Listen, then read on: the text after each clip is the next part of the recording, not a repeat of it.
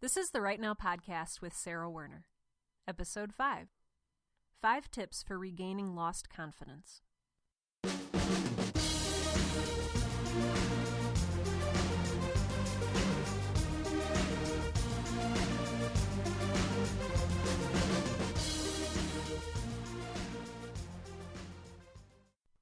Welcome to Right Now, the podcast that helps aspiring writers to find the time, energy, and courage you need to pursue your passion and write every day. I am your host, Sarah Werner, and I want to follow up on something that we talked about in the last episode, which was about getting in the zone. I had a really great conversation with my sister Rebecca over the phone earlier today. She is a writer, part-time, and she also works part-time as a security guard for a museum, which I think is awesome, and I'm really proud of her. But every day before she goes into work at the museum, she writes. And so she was telling me her story about how she gets into the zone before going to work every day. She says, I start writing the first thing in the morning when I wake up for about 2 to 3 hours. I put on some nice classical music, sit back, and go for it. I'm most productive in the morning because my brain is fresh and I don't have a full day's worth of anxieties and cares weighing down on me. After about noon, my brain stops functioning, and then I go to work. So thank you, Rebecca, for sharing your own writing story. I'm sure that you have your own methods for getting into the zone or for surprising yourself every day with your own writing. And if you'd like to share that with me, I'd be happy to share it on the air during my show. Simply go to sarahwerner.com, sarahwerner.com, and go to the contact page and send me an email from there. Or you can email me at hello@sarahwerner.com. So today I want to talk about being confident as a writer, and specifically, regaining lost confidence, if you ever had any to begin with. If you're anything like me, I tend to be a little bit shy, and I'm really bad at just striding into a room and taking what I want. If you're anything like me, you walk into a room and you instantly want to hide, or you gravitate toward the few people you know. And if there's something that you want, you'll work really hard to get it, or you'll just give up on it altogether. Maybe that's just because I'm an introvert and I don't want to speak for you, because you might be an extrovert. But I've found that a lack of confidence when I'm writing is like poison. And in fact, it's enough of a reason to make me stop writing for a very long time.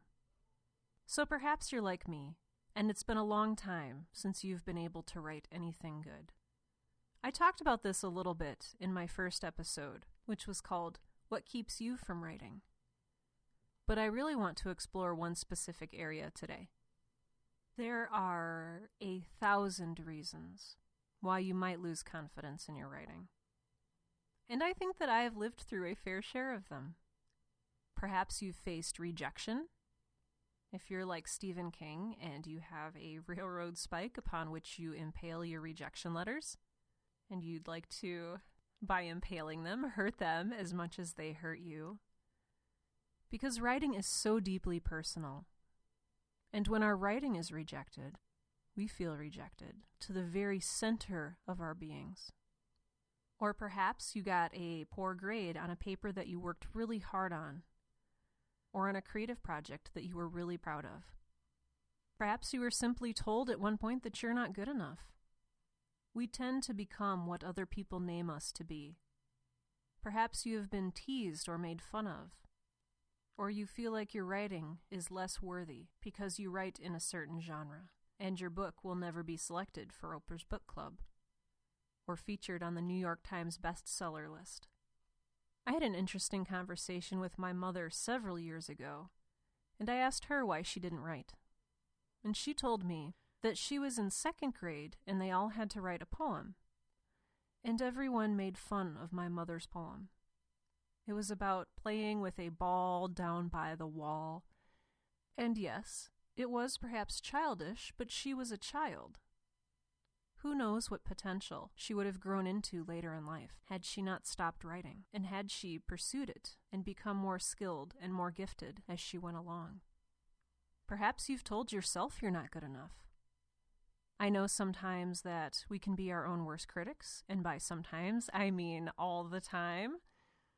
We are our own worst enemies, and perhaps that has led you into some sort of existential crisis. Maybe you have become a writing nihilist, and you're wondering, why am I even bothering? The things that I write will never matter. The things that I write cannot possibly change the world. Who would want to read what I'm creating? Maybe you're like me, and when you walk into a bookstore, you are of two minds. Part of you is delighted and wants to go swimming Scrooge McDuck style in the piles and piles of books. I seriously want to do that. I think that that's how I want to die. Is that weird? Yeah, maybe that's a little weird. But I love books. But the other part of you is terrified and overwhelmed. And you feel insignificant. You feel like one grain of sand among billions. There are so many books out there. There are so many books that have already been written, and, if you're in a used bookstore, discarded and forgotten. To have yourself sold for 10 cents off of a bargain rack seems damaging in and of itself. But my job is to help you get to the point where you even publish a book, and we don't have to worry yet about where it ends up until we publish it. Perhaps you've lost confidence because of a setback in your life. If you've lost a job, if your romantic relationships aren't working out the way you want them to, if your family life is in chaos or disarray, those certainly have a big impact on your confidence, and your confidence can affect the way you write. Perhaps you read something terribly awful and it poisoned you. What I'm talking about here is, okay, so you know I like to read pretty much everything, from bestsellers to poetry collections to sci-fi romance to mysteries to everything. And sometimes the books that I pick up are not super great. And that's okay. Usually I still enjoy reading them because I'm a book junkie. But sometimes you pick up a book and the manner of writing sticks with you, and perhaps unconsciously, you absorb the sentence structure and the dialogue structure and the voices into your own mind, and it comes out like poison in your own writing.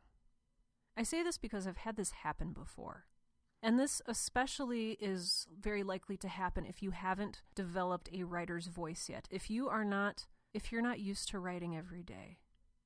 If you are still young in your writing career, not young in age, but young in your writing career, if you are still somewhat new to writing, I noticed that I have been very, very susceptible to sort of unconsciously picking up other writers' styles.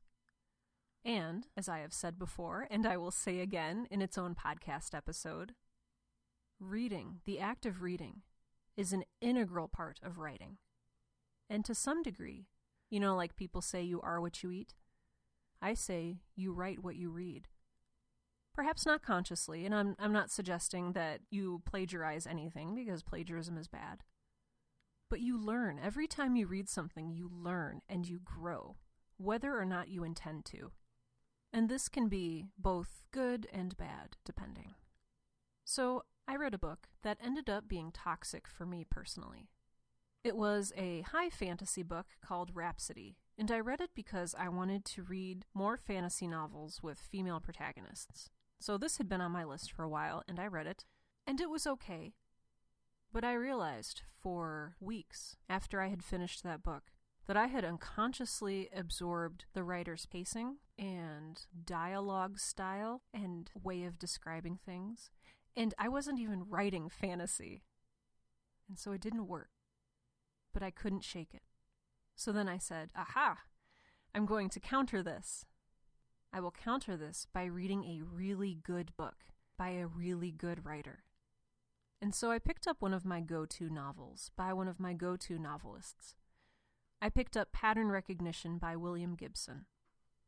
This book is one of my comfort food books, and maybe you have a book like this too. The reason I love to read William Gibson is not necessarily for his plots or stories, but for the pure beauty and almost mechanical flow of his writing. So this is what I read. 5 hours New York jet lag, and Case Pollard wakes in Camden Town to the dire and ever-circling wolves of disrupted circadian rhythm. It is that flat and spectral non-hour, awash in limbic tides, brainstem stirring fitfully, flashing inappropriate reptilian demands for sex, food, sedation, all of the above, and none really an option now. So I read that, and immediately felt the way I do whenever I walk into a bookstore. Delighted, full of the feelings of discovery and possibility, and yet daunted, overwhelmed, almost defeated, knowing that there is no way I could ever come up with a sentence like that.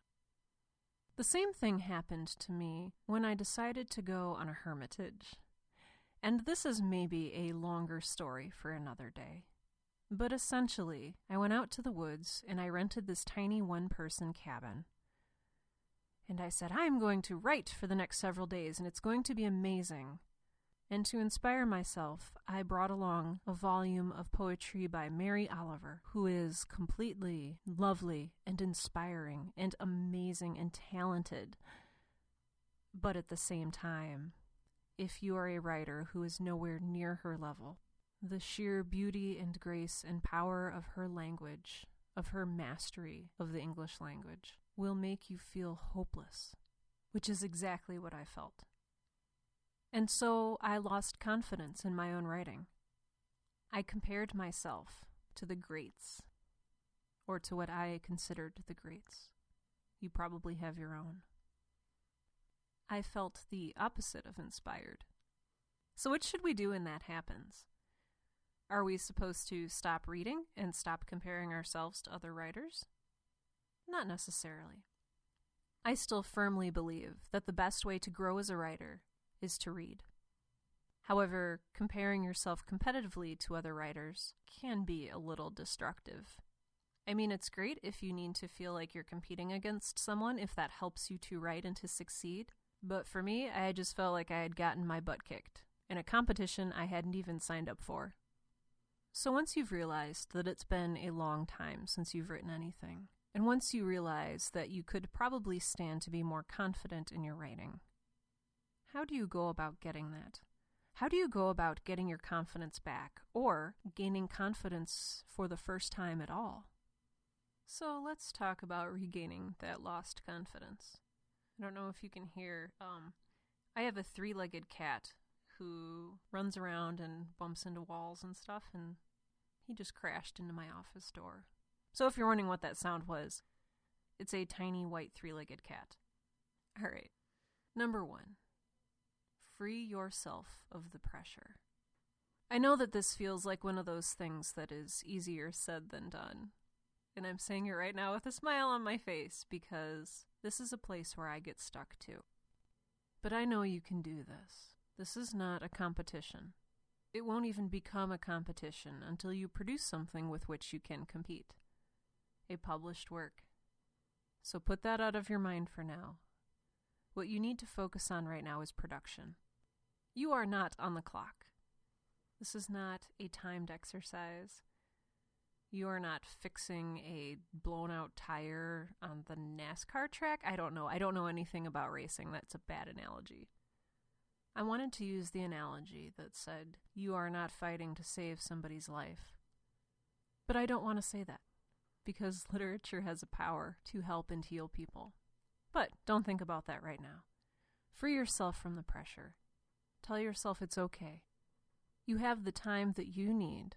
You have the time that you need to experiment and grow. Number 2, remember that you are a writer. Earlier I mentioned that names have power, and that names can create. So give yourself permission to call yourself a writer. Get over the barriers of, but I haven't published anything, or it's not my full-time job. If you say you are a writer, then you are a writer. And whatever helps you internalize that or believe that, do it. Get business cards made that say Sarah Werner, writer, but don't use my name. Or do use my name, I guess I don't really care. Go old school and write it down 500 times on paper, or 50 times on paper. 500 seems a little excessive, I guess. Write, I am a writer. That is something that no one can ever take away from you. Affirm to yourself that what you're doing is right. If you are at all driven to write, to create with words, then you need to be acting on that. You are a writer, and you need to name yourself as such.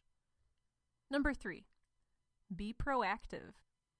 By which I mean, be active at all. Don't be like me. Don't let despair paralyze you. Don't let despair win. Right? If you've watched enough Disney movies or after-school specials, you know better. So be proactive. Start writing. Remember that nothing is stopping you from opening up a fresh Word document on your computer or from picking up a clean, fresh pad of paper and a pen or pencil and simply seeing what words your brain comes up with. I've mentioned before that writing is healing, or writing can be used to help heal. If you have a serious loss of confidence, maybe don't necessarily jump into creating awesome poetry or your novel, but perhaps simply write for yourself for a while. Use it as therapy. Journal. Write down your feelings. Get to the root of what's taken your confidence away and fight back against it. Number 4, once you've started writing again, keep it up. If you start by journaling, then you can soon transition into writing fiction or writing poetry or whatever it is that you were made to write. Form a habit and persevere. And I think you'll notice that by writing every day, you will get better. I know that in some fields they'll tell you that practice makes perfect. I don't think that practice can make you a perfect writer, but it can make you a pretty darn skilled writer. Number 5. And this is something that I am still working out for myself. Find a coach or a mentor or someone to read what you have written, someone you trust. Trust being the operative word here. You can have all the self-doubt in the world, but sometimes all you need is the affirmation of someone you trust to keep going. I recently kind of stumbled my way into a mentorship with a fellow writer, and I didn't even know she was a writer until I heard her speak. And I was like, oh man, this awesome lady is a writer, and she owns it, and she's good, and she has insights. It doesn't matter if this person is older or younger than you, so long as they understand the importance of writing and the struggle of writing and the fact that you might need them and they might need you to continue struggling forward in your writing. I want to point out that all of this stuff takes time. Most of the things that I'm talking about in my podcast in general take time. Perseverance takes time. Building a habit takes a long time. There's no waving of the magic wand. There's no silver bullet. There's just you and your confidence and your realization of your own potential. And that's really the message that I want to tell you right now, is that you have potential. I truly believe that every single person has a story to tell, whether it's a true story or a fictional story, or a story about someone who has inspired or helped them. Whoever you are, you have truth in your heart. Not to sound all cheesy and everything, but you do, and it's true. And you need to share that truth. If you feel compelled to write, or if you feel drawn to creative writing, that's a sign. That is a little kernel of potential, and you need to nurture it so that it can grow. Yeah, that's right. I used the plant analogy. So, the book for this week, and I refuse to be embarrassed by this, is one of the infamous / famous, I don't know, books in the Anita Blake series. I know, right? I read The Killing Dance because I've been kind of slowly working my way through the Anita Blake series by Laurell K. Hamilton for a couple years now, and I read a couple of them a year. And I don't know why I like them so much. These books were some of the, I think, original paranormal romance books. They are very, very 90s, and you can tell because the clothing and the outfits are just ridiculously 90s. It's uncomfortably 90s. But hey, that's coming back into style, so maybe soon I'll be like, oh yeah, acid wash jeans. But the premise of these books is that Anita Blake is a vampire slayer / necromancer. I said questioningly, I don't know why, but some of you may know that I am a huge Buffy the Vampire Slayer fan. And I'm not saying that these books are super similar to the show, but it's reminiscent enough that I'm like, oh man, it's just like I'm watching Buffy for the first time again. Except Buffy that's rated like R for romance. Like the kind that you probably do not want to read. I don't know. But you know what? They're fun. The Killing Dance highlights what has become I don't know if I want to say staple. A staple in modern romance, and that is the love triangle. I actually had to stop reading young adult fiction for a while because I got so tired of the forced love triangle. And I don't know what kept this one feeling fresh and genuine. I think that Hamilton is very good at writing characters. And I know that a lot of people really take issue with Anita Blake as a character because she's a little bit too, like, tough girl, whatever. I know I'm very eloquent. But part of me appreciates a female character that is kind of a sociopath. She is able to kind of kill not just monsters, but kind of anybody without remorse, and yet it disturbs her. And I think that that makes for a very interesting character. And I think that, as a woman, it addresses some things that are not often addressed in literature. Because sometimes I do feel emotionally distant.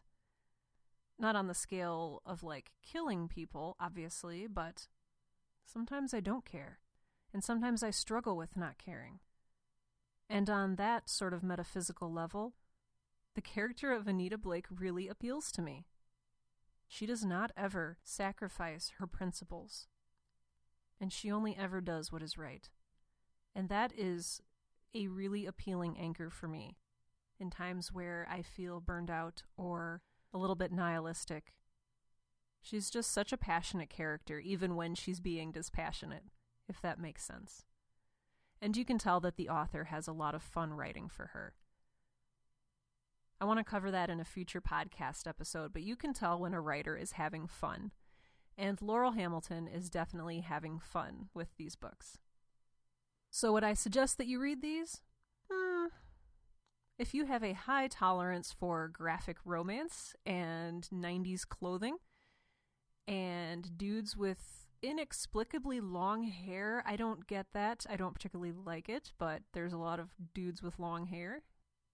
But it's an interesting look at the world, especially for people who do enjoy like the True Blood series or Twilight. Then you might enjoy these books. Today's question for Q&A comes from a friend, and she didn't want her name mentioned, and so I won't mention it. But she asked me quite plainly, and with some degree of concern, are books dead? Is reading dead? And I'm not going to answer that right now because I want to have a special podcast episode about that. Because it's something that for years I worried about. And not in just the sense that, oh, I'm a writer and my livelihood is swirling down the drain. But more in the sense of reading is important on so many levels. And how dare we think we can get rid of it? So stay tuned. You will get a full episode in the coming weeks. I hope that today and in days to come, you find the confidence you need to write every day, to fulfill your passion, and be awesome. I want to send special thanks out to a couple people today.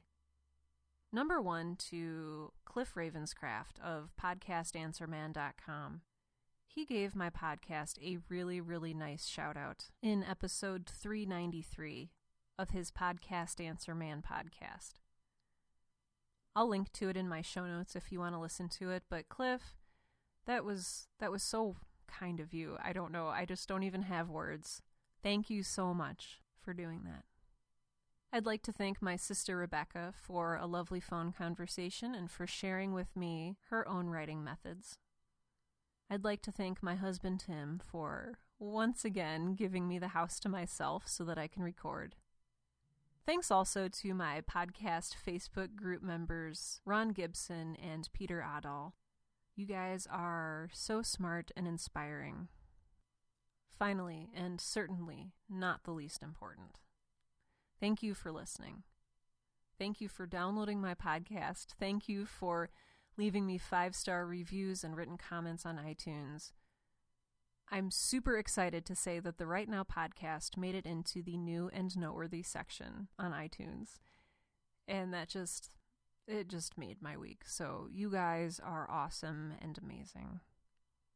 If you want me to send you emails, I will write you emails. Just sign up for my email newsletter. You just go to my website, sarahwerner.com, and you can sign up for my newsletter a couple ways. First, if you scroll all the way to the bottom of a page, you'll get a little pop-up that will let you subscribe to my email mailing list. Otherwise, if you go to the contact page, there is also a link there for signing up. And I promise I won't spam you. I'm not a jerk. Or at least I try not to be a jerk. Also, I do produce the Right Now podcast on my own dime and my own time. And so if you would like to help support me as I endeavor to help other writers succeed, you will find a link in today's show notes that say help support this podcast. It will whisk you away to the magical world of Patreon, where you can make a safe and secure donation, should you wish. In which case, thank you. And that's it for episode 5 of the Right Now podcast. The podcast that helps aspiring writers to find the time, energy, and courage you need to pursue your passion and to write every day. I'm Sarah Werner, and I want you to remember this week that you have potential and that it is your duty to make the most of it.